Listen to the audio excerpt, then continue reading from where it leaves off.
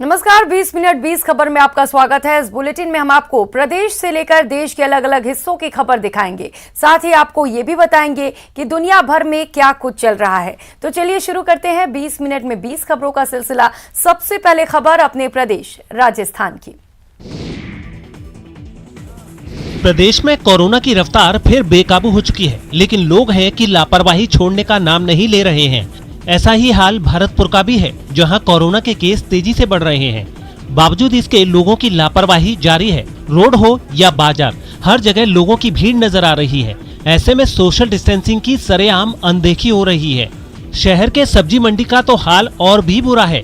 यहाँ social distancing की बात तो छोड़ ही दीजिए, कई लोग मास्क पहनना भी जरूरी नहीं समझ रहे हैं। जब लोगों को उनकी लापरवाही की ओर ध्यान दिलाया गया तो कैमरे से नजरें चुराते नजर आए।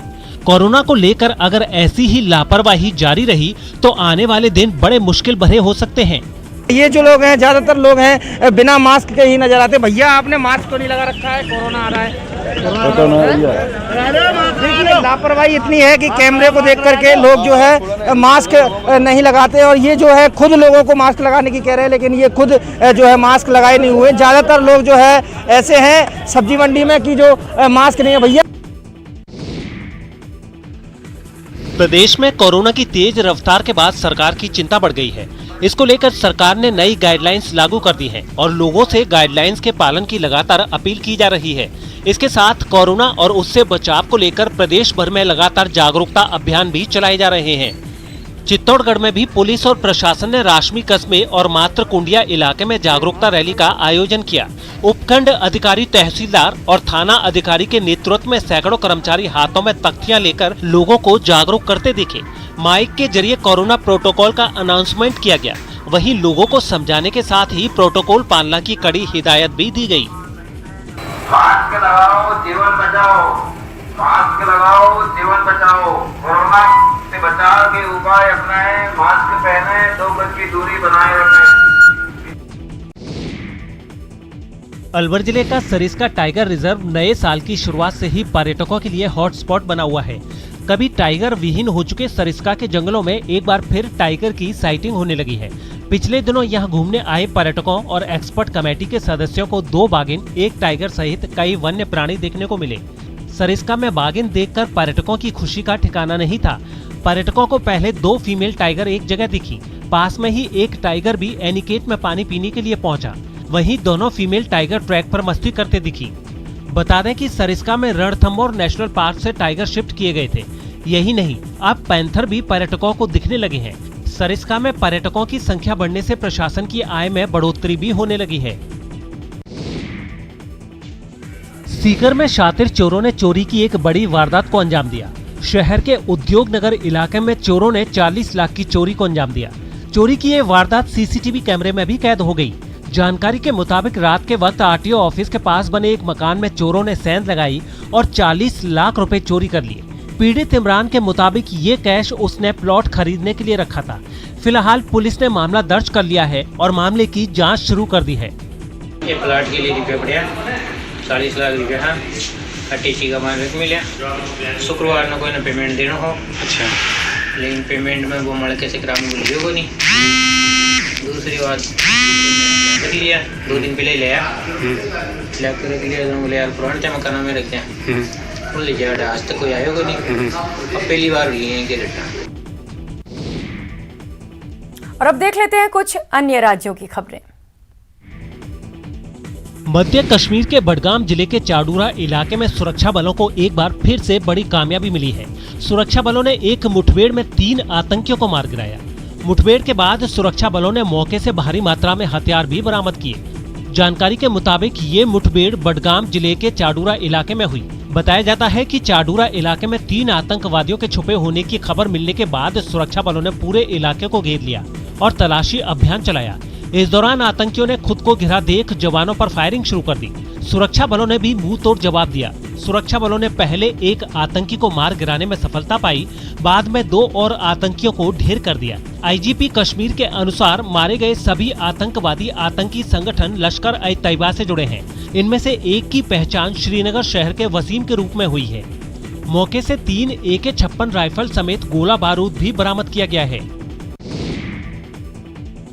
बिना लक्षण या हल्के लक्षण वाले कोरोना मरीजों को अब अपने घरों में 14 दिनों के बजाय सिर्फ 7 दिन आइसोलेट या क्वारंटीन रहना होगा। यही नहीं, केंद्रीय स्वास्थ्य मंत्रालय की ताज़ा गाइडलाइन में ऑक्सीजन सैचुरेशन का पैमाना भी 94% से बदलकर 93% कर दिया गया है। गाइडलाइन के मुताबिक आइसोलेशन के इन 7 दिनों की शुरुआत कोरोना की जांच रिपोर्ट पॉजिटिव आने के दिन से मानी जाएगी। आइसोलेशन के दौरान अगर मरीज को लगातार 3 दिनों तक बुखार नहीं है तो उसे 8वें दिन से कोरोना निगेटिव माना जाएगा। इसके लिए कोरोना की जांच भी जरूरी नहीं होगी। अमेरिका और ब्रिटेन के बाद भारत तीसरा प्रमुख देश है जिसने आइसोलेशन के दिन कम किए हैं। अगर डॉक्टर लिखित तौर पर कह दे कि मरीज एसिम्प्टोमेटिक है या फिर इसमें हल्के लक्षण हैं, तो ऐसे मरीज को होम आइसोलेट किया जाएगा। ऐसे में लोगों को होम आइसोलेट किया जाएगा जिसने घर पर मरीज के साथ साथ उनके संपर्क में आए परिवार को भी क्वारंटीन करने की व्यवस्था हो। मरीज की देखभाल के लिए एक व्यक्ति 24 घंटे तक रहना चाहिए। देखभाल करने वाला और डॉक्टर एक दूसरे के संपर्क में तब तक रहें जब तक मरीज का आइसोलेशन खत्म नहीं हो जाता।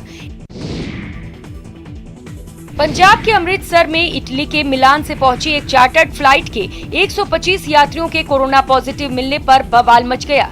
इस फ्लाइट से कुल 179 यात्री वहां पहुंचे थे, जिनमें 125 की कोरोना रिपोर्ट पॉजिटिव आने के बाद एयरपोर्ट पर बवाल मच गया, क्योंकि एयरपोर्ट के अधिकारी कोरोना पॉजिटिव यात्रियों को क्वारंटीन सेंटर भेजने की तैयारी करने लगे, जिसका यात्रियों को लेने वहां पहुंचे उनके रिश्तेदारों ने कड़ा विरोध किया। हंगामा कर रहे लोगों ने एयरपोर्ट प्रशासन पर उनके रिश्तेदारों की जान से खिलवाड़ करने का आरोप लगाया। हंगामा कर रहे लोगों ने अमृतसर एयरपोर्ट पर हुई कोरोना जांच पर भी सवाल उठाए। नेगेटिव दिखा के जहाज़ों ਦੇ ਵਿੱਚ ਬਿਠਾ ਦਿਆ, जिस टाइम अमृतसर एयरपोर्ट ਤੇ पहुंचते ਆ उसी टाइम कोरोना पॉजिटिव। हालांकि यात्रियों के रिश्तेदारों के विरोध का एयरपोर्ट प्रशासन पर कोई असर नहीं हुआ और उन्होंने सभी को एम्बुलेंस के जरिए उनके जिलों के क्वारंटीन सेंटरों में भेजने की तैयारी शुरू कर दी, जिसके लिए एयरपोर्ट के बाहर बड़ी संख्या में एम्बुलेंस भी पहुंच गई। एयरपोर्ट पर यात्रियों के रिश्तेदारों का हंगामा बढ़ता देख वहां सुरक्षा बढ़ा दी गई। मिशन क्लियर हो और इरादे बुलंद हो तो कोई भी बाधा आड़े नहीं आ सकती। हिमाचल प्रदेश से आई ये तस्वीरें इसी मिशन और बुलंद इरादों की कहानी कह रही हैं, जहां खराब मौसम और भारी बर्फबारी भी पूजा मीना और यमुना के कदम नहीं रोक पाई। जी हां, ये तस्वीरें हिमाचल प्रदेश के कुल्लू से आई हैं, जहां स्वास्थ्य कर्मी अपनी जान की परवाह न करते हुए बच्चों के टीकाकरण के लिए बर्फीले रास्ते को फांदकर गांव पहुंचे। यही नहीं, आसमान से भी बर्फ के फाहे गिरने का क्रम दिन भर जारी रहा। हिम्मत न हारते हुए एएनएम पूजा, सीएचओ मीना और आशा वर्कर यमुना ने कई किलोमीटर पैदल बर्फीला रास्ता चलकर अभियान को जारी रखा। -डिग्री तापमान के बीच स्वास्थ्य महिला कर्मियों ने बच्चों को डोज लगाई। कुल्लू के मुख्य चिकित्सा अधिकारी डॉक्टर सुशील चंद्र शर्मा ने कहा कि जिला में बच्चों को वैक्सीन लगाने का अभियान सोमवार से जारी है। वहीं अन्य लोगों को भी वैक्सीन की डोज लगाई जा रही है। मनाली स्कूल में टीकाकरण, सभी बच्चों को टीकाकरण लगाया जा रहा है और मैंने भी टीका लगाया है और मैं बहुत ही अच्छा महसूस कर। एक तरफ उत्तर प्रदेश की पुलिस आपकी सेवा में तत्पर रहने का नारा देती है, तो वहीं आम लोगों पर जमकर कहर बरसा रही है। ताजा मामला मथुरा थाने के शेरगढ़ के गांव जंगावली का है, जहां थाना शेरगढ़ में तैनात दारोगा अर्जुन राठी की शिकायत करना पीड़ित मूसा हाजी को भारी पड़ गया।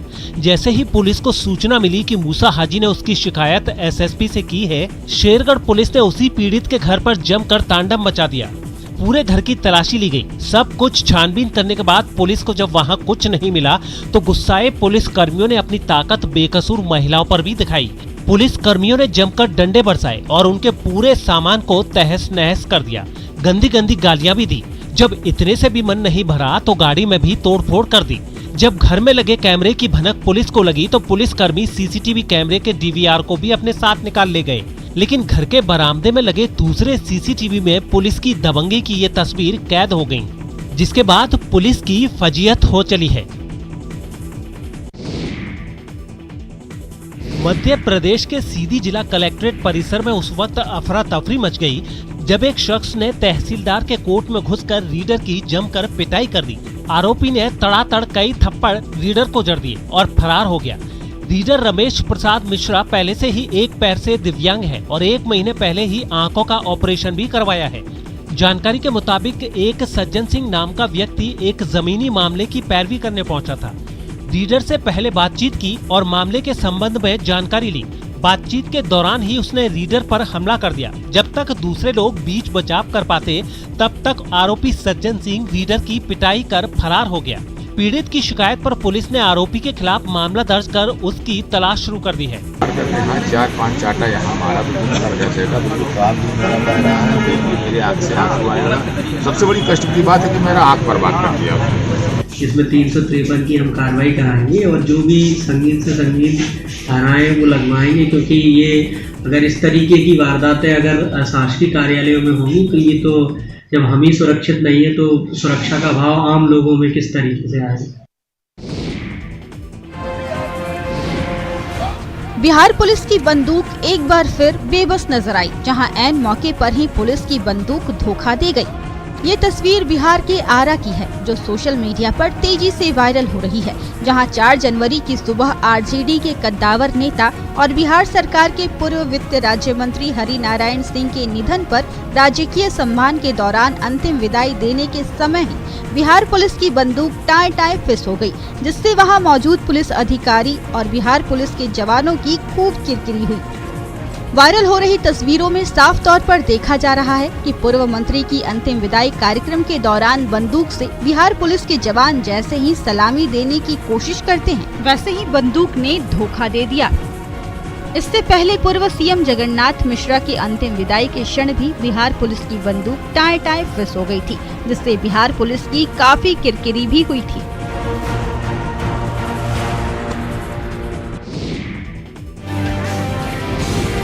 झारखंड में हाथियों का लगातार कहर जारी है। अब बोकारो के पिपराडी और भुइयाडी गांव में जंगली हाथियों ने जमकर उत्पात मचाया। हाथियों ने कई घरों को तोड़ दिया। घर में रखे अनाज को हाथियों का झुंड खा गया।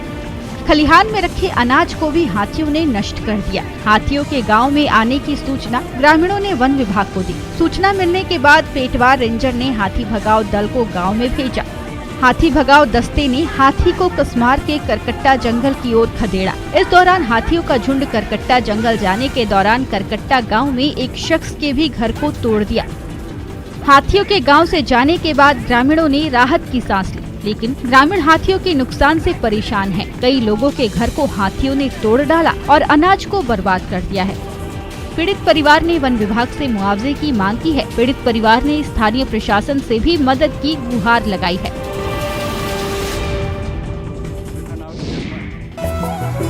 खजूर के पेड़ पर लटके इस शख्स को टार्जन समझने की भूल मत कीजिए। नहीं जनाब, ये ना कोई टार्जन वार्जन है और ना ही कोई स्टंटमैन। ये वो मेहनतकश किसान है जिसने आप तक गुड़ की मीठी सौगात पहुंचाने के लिए अपनी जिंदगी ही दांव पर लगा दी है। सर्दी के मौसम में खजूर के पेड़ रस से लबालब हो गए तो ये माहिर किसान स्पाइडरमैन की तरह पेड़ की टहनियों पर चढ़ गया और खजूर के रस से लबालब बर्तन लेकर नीचे उतरा।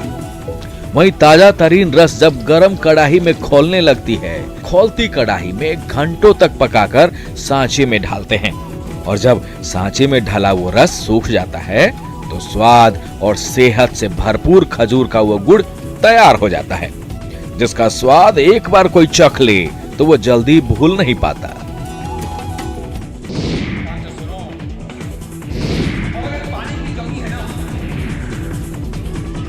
मशहूर हेयर ड्रेसर जावेद हबीब को एक महिला के बालों में थूकना महंगा पड़ गया। हेयर स्टाइलिस्ट के खिलाफ मामले में केस दर्ज हुआ है। जावेद ने एक सेमिनार में महिला के बालों में थूका था। इसका वीडियो भी वायरल हो गया था। महिला ब्यूटिशियन की शिकायत पर मामला दर्ज हुआ है। ये मुकदमा महामारी अधिनियम संबंधी धाराओं में दर्ज किया गया है। वायरल वीडियो में जावेद हबीब महिला को बता रहे हैं कि बाल गंदे हैं। इसके बाद वो महिला के बालों में कंघी करते हुए बोलते हैं कि अगर बालों में पानी की कमी है, इतने में वो महिला के बालों पर थूकते हैं और कहते हैं कि थूक में जान है। बड़ौद की रहने वाली पूजा गुप्ता ने बाद में इसका विरोध किया। इसकी शिकायत उन्होंने मुख्यमंत्री पोर्टल पर भी की। पूजा एक ब्यूटी पार्लर चलाती हैं। वो पति के साथ होटल में आयोजित एक कार्यक्रम में पहुंची थी। यहीं पर जावेद ने उनके बालों में थूका था। ये भी कहा था कि पार्लर में पानी न हो तो थूक से काम चला सकते हैं। राष्ट्रीय महिला आयोग ने भी इस मामले में हस्तक्षेप किया है। उसने उत्तर प्रदेश पुलिस से कहा है कि वो उस वीडियो की सत्यता की जांच करे जिसमें जाने माने हेयर स्टाइलिस्ट जावेद हबीब एक महिला के बालों में थूकते हुए दिखाई दे रहे हैं। जम्मू कश्मीर में हो रही भारी बर्फबारी लोगों के लिए आफत बन गई है। श्रीनगर और आसपास के ऊंचे इलाकों में इतनी बर्फ गिरी कि कई फ्लाइटें तक रद्द कर दी गई। वहां से जो तस्वीरें सामने आई उनमें दूर दूर तक सड़कों का नामो निशान ही नहीं नजर आया। हालांकि मशीनों की मदद से सड़कों पर जमी बर्फ को हटाने का काम शुरू कर दिया गया है, लेकिन रुक रुक कर लगातार हो रही बर्फबारी और मौसम बिगड़ने की वजह से विजिबिलिटी घट गई है, जिसका असर आवाजाही पर भी पड़ा है। आज जो दिन भर मौसम खराब रहा उसकी वजह से श्रीनगर एयरपोर्ट पे 34 फ्लाइट्स कैंसिल हुई हैं। परेशानी घर से बाहर ही नहीं बल्कि घर बैठे बिठाई भी लोगों को हो रही है। मकानों की छतों और बालकनी पर बर्फ का ढेर जमा होने की वजह से लोग घरों में कैद होने को मजबूर हो गए। यही नहीं, सड़कों के किनारे खड़ी गाड़ियों पर भी बर्फ की मोटी चादर जम गई। जम्मू संभाग के डोडा और किश्तवाड़ में मौसम की पहली बर्फबारी शुरू हो चुकी है और पूरा इलाका सफेद चादर में लिपटा हुआ है। उत्तराखंड के अलग अलग इलाकों में जबरदस्त बर्फबारी देखने को मिली। वहां मिनी स्विट्जरलैंड के नाम से मशहूर औली में तो बर्फ की वजह से सारे शहर पर सफेद चादर बिछ गई, जिसने वहां मौजूद हर एक चीज को अपनी आगोश में ले लिया। साल की पहली बर्फबारी होने की खबर लगते ही वहां सैलानियों का जमावड़ा लग गया, जिन्हें कुछ तकलीफों का सामना भी करना पड़ा। दरअसल मौसम विभाग ने अगले कुछ दिन उत्तराखंड में जोरदार बर्फबारी का अलर्ट जारी किया है, जिसके बाद वहां तापमान में भी गिरावट दर्ज की गई। औली में रुक रुक कर हो रही बर्फबारी से नजारे सुंदर हैं। यहाँ आने वाले पर्यटक बर्फबारी का जमकर आनंद भी ले रहे हैं। चारों तरफ गिरी बर्फ से औली की सुंदरता में चार चांद लग रहे हैं। जो पर्यटक औली घूमने के लिए आए हैं, मानो उनकी तो मांगी मुराद पूरी हो गई। औली को उत्तराखंड का स्वर्ग कहा जाता है और यहाँ के नज़ारे दिलकश। चारों तरफ जब बर्फ जम जाती है तो औली किसी जन्नत से कम नहीं लगता। इसीलिए तो विश्व के मानचित्र पर औली की अलग पहचान है। अगले सप्ताह मकर संक्रांति का त्योहार है। अब मकर संक्रांति की बात हो और चूड़ा की बात न हो, भला ये कैसे हो सकता है? कटिहार में मकर संक्रांति से पहले चूड़ा मिलों में रौनक आ गई है। चूंकि मकर संक्रांति से ही हिंदू धर्म में त्योहारों की शुरुआत होती है, इसलिए चूड़ा की डिमांड भी खूब है। कटिहार के कई इलाकों में तेजी से चूड़ा मिलों में चावल कूटकर चूड़ा बनाए जा रहे हैं। मिलों में मकर संक्रांति को लेकर अलग अलग किस्म के चूड़ा निकाले जा रहे हैं। दही के साथ खाने के लिए अलग चूड़ा तो लाई बनाने के लिए अलग चूड़ा, यानी लोगों के जरूरत के मुताबिक चूड़ा मिलों में चूड़ा बनाए जा रहे हैं। हालांकि बिहार में कोरोना ने फिर तेजी से पांव पसारे हैं। राज्य सरकार ने कई पाबंदियां भी लगाई है, नाइट कर्फ्यू भी है, लेकिन मिल मालिकों को उम्मीद है कि चूड़ा मिलों पर इसका फर्क नहीं पड़ेगा। इनका कहना है कि मकर संक्रांति घर घर में मनाए जाने वाले पर्व है और यह लोगों के आस्था के साथ भी जुड़ी हुई है। मकर संक्रांति में चूड़ा का बाजार सालों से खास रहा है।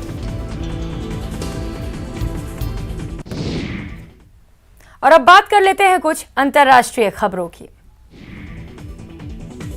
किम जोंग उन ने एक बार फिर अमेरिका और जापान की नींद उड़ा दी। उत्तर कोरिया ने एक बेहद ताकतवर हाइपरसोनिक बैलिस्टिक मिसाइल का परीक्षण किया, जो कामयाब होने की जानकारी सामने आई और इसके साथ ही साफ हो गया कि साल भले बदलते जाएं, किम जोंग उन का हथियारों से प्रेम कम नहीं होने वाला। उत्तर कोरिया ने मिसाइल के टेस्ट की एक फोटो भी जारी की। उत्तर कोरिया के पास ये पहली हाइपरसोनिक मिसाइल नहीं है, बल्कि इससे पहले भी वो एक ऐसी ही मिसाइल का परीक्षण कर चुका है और इस कामयाब टेस्ट के साथ ही उत्तर कोरिया के पास अब 2 हाइपरसोनिक मिसाइल हो गई हैं। हाइपरसोनिक मिसाइल का मतलब ये है कि एक ऐसी मिसाइल जो आवाज की गति से भी तेज रफ्तार से अपने निशाने की तरफ जाती हो। दावा किया जा रहा है कि जिस मिसाइल का परीक्षण इस बार उत्तर कोरिया ने किया वो मैक 5 है, मतलब आवाज से 5 गुना ज्यादा तेज। कम से कम 6000 किलोमीटर प्रति घंटे की रफ्तार। ये रफ्तार इतनी ज्यादा होती है कि ये किसी को संभलने का मौका नहीं देती। अक्सर इतनी रफ्तार से एयर डिफेंस सिस्टम तक चकमा खा जाते हैं। बताया गया कि टेस्ट के दौरान मिसाइल ने 700 किलोमीटर दूर के लक्ष्य पर सटीक निशाना लगाया। हालांकि फायर किए जाने के बाद पहले मिसाइल आसमान में 120 किलोमीटर दूर तक गई। कजाकिस्तान में तेल की कीमतों पर मचा बवाल थमने का नाम नहीं ले रहा।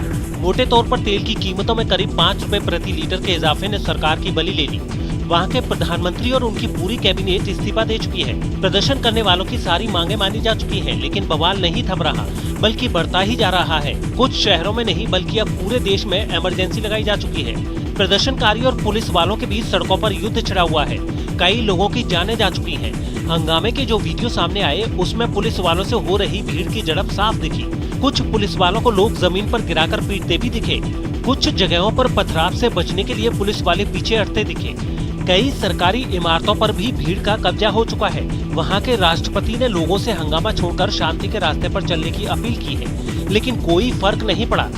इसलिए रूस ने शांति कायम करने के लिए अपनी सेनाओं को कजाकिस्तान भेजने का फैसला किया। लेकिन परेशानी इसलिए है क्योंकि हंगामा करने वाली कजाकिस्तान की ही जनता है, जिस पर सेनाएं ताकत का इस्तेमाल नहीं कर सकती। लेकिन ये मसला कजाकिस्तान का अब तक का सबसे बड़ा विद्रोह कहा जा रहा है। छोटे देशों को धमकाने वाले चीन को अब करारा जवाब मिलना शुरू हो गया है। जापान और ऑस्ट्रेलिया ने एक बहुत अहम डिफेंस डील की है। इसके तहत जंग के हालात में दोनों देश एक दूसरे की मदद करेंगे। हर साल जॉइंट मिलिट्री एक्सरसाइज करेंगे। इस डील का मकसद हिंद प्रशांत महासागर में चीन की दादागिरी खत्म करना है। दोनों देशों के बीच ये डील कराने के पर्दे के पीछे अमेरिका ने ही अहम रोल निभाया है। डील कितनी अहम है इसका अंदाजा इस बात से लगाया जा सकता है कि ऑस्ट्रेलिया और जापान दोनों के प्रधानमंत्रियों ने ही इसका ऐलान किया। ऑस्ट्रेलिया के पीएम स्कॉट मॉरिसन ने चीन का नाम लिए बगैर कहा कि ये डील दोनों देशों के साझा हित दिखाती है। हम लोकतंत्र और मानवाधिकारों में भरोसा रखने वाले देश हैं। बिल्कुल साफ है कि ये डील चीन के बढ़ते दबदबे को खत्म करने के लिए ही है। इस बुलेटिन में फिलहाल इतना ही। मुझे दीजिए इजाजत। नमस्कार।